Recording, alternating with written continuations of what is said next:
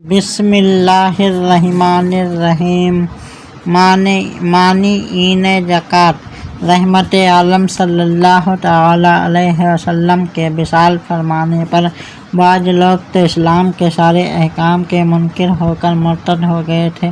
کچھ لوگوں نے کہا کہ ہم زکوٰۃ نہیں دیں گے، یعنی اس کی فرضیت کے منکر ہو گئے، اور زکوٰۃ کی فرضیت چونکہ نص قطعی سے ثابت ہے تو اس کے منکر ہو کر وہ بھی مرتد ہو گئے۔ اسی لیے صالحین حدیث و فقہائے کرام مانعین زکوٰۃ کو بھی مرتدین میں شمار کرتے ہیں۔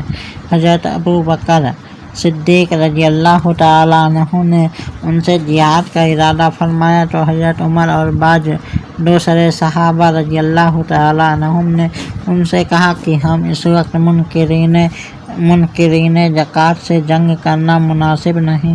نے فرمایا خدائے ذوالجلال کی قسم، اگر وہ لوگ ایک رسی یا بکری کا ایک بچہ بھی حضور کے زمانے میں زکوٰۃ دیا کرتے تھے اور اب اس کے دینے سے انکار کریں گے تو میں ان سے جنگ کروں گا۔ تاریخ الخلفاء 51۔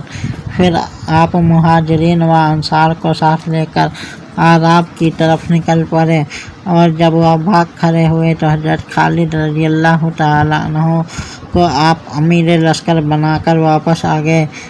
انہوں نے اعراب کو جگہ جگہ گھیرا تو اللہ تعالیٰ نے انہیں ہر جگہ فتح عطا فرمائی۔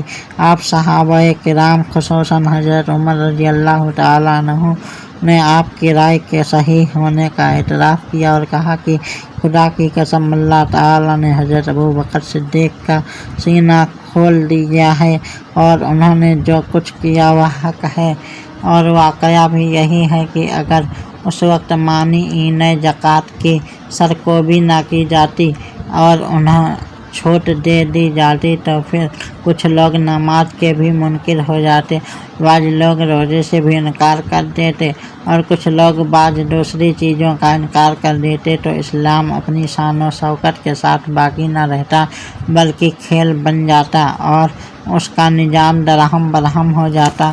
مانعین زکوٰۃ اور ان سے حضرت ابوبکر صدیق رضی اللہ تعالیٰ عنہ کے جہاد کے نتیجے میں حضرت صدر الافاضل رحمۃ اللہ تعالیٰ علیہ تحریر فرماتے ہیں، یہاں سے مسلمانوں کو سبق لینا چاہیے کہ ہر حالت میں حق کی حمایت اور ناحق کی مخالفت ضروری ہے، اور جو قوم ناحق کی مخالفت میں سستی کرے گی وہ جلد تباہ ہو جائے گی۔ آج کل بعض سادہ اللہ باطل فرقوں میں رد کرنے کو بھی منع کرتے ہیں، کہتے ہیں اس وقت آپس کی جنگ موقوف کرو۔ انہیں حضرت صدیق اکبر رضی اللہ تعالیٰ عنہ کے طریقے عمل سے سبق لینا چاہیے کہ آپ ایسے نازک وقت میں بھی باطل کی سرشکنی میں توقف نہ فرمایا۔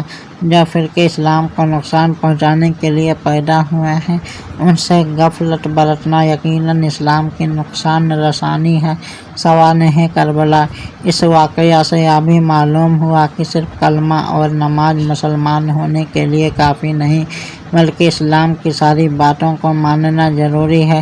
لہٰذا اگر کوئی شخص اسلام کے سارے احکام پر ایمان رکھتا ہو لیکن ضروریات دین سے کسی ایک بات کا انکار کرتا ہو تو وہ کافر و مرتد ہے، جیسے کہ مانعین زکوٰۃ ایک بات کا انکار کر کے کافر و مرتد ہو گئے، نعوذ باللہ من ذالک، اور مسیلمہ کے ساتھی و مانعین زکوٰۃ کے پھر وہ مرتد ہونے سے یہ بھی ثابت ہوا کہ عرب میں کافر و مرتد نہ ہوں گے۔ یہ کہنا غلط ہے۔